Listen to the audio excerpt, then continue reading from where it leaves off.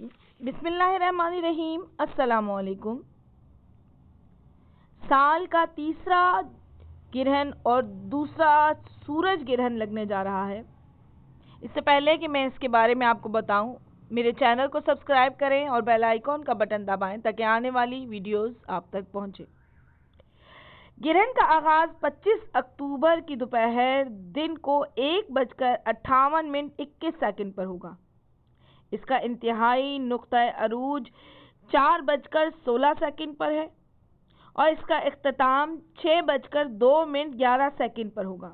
ग्रहण का कुल दौरानिया 4 घंटे 3 मिनट 50 सेकंड होगा। ये ग्रहण पाकिस्तान के बालाई इलाकों में ज्यादा वाज़ेह तौर पर देखा जा सकेगा।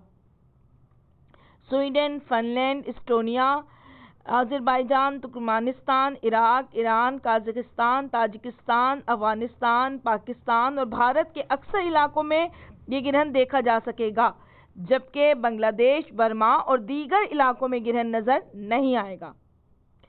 हामला खवातीन को चाहिए कि ग्रहण के औकात में घर के अंदर छत लेटी रहें, छुरी और कैंची का इस्तेमाल न करें, पेट पर किसी किस्म का दबाव न डालें।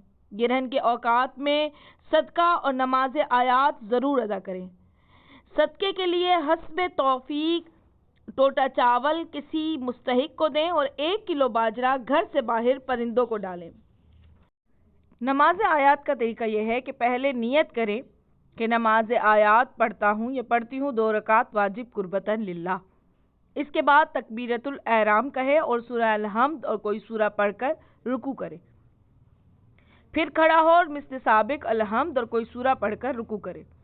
इस तरह 5 रुकू करने के बाद दोनों सजदों से फारिग होकर दूसरी रकत भी बजा लाए और हर दूसरे रकू से पहले दुआए कनूत पढ़े और तशहहुद सलाम पढ़कर नमाज खत्म करे। इस तरह इस नमाज की पहली रकात में 5 रुकू और 2 कनूत, दूसरे और चौथे रुकू से पहले, और दूसरी रकत में 5 रुकू और 3 कनूत है पहले, तीसरे और 5वें रुकू से पहले। इस नमाज में कुल 10 रुकू और 5 कनूत होते हैं।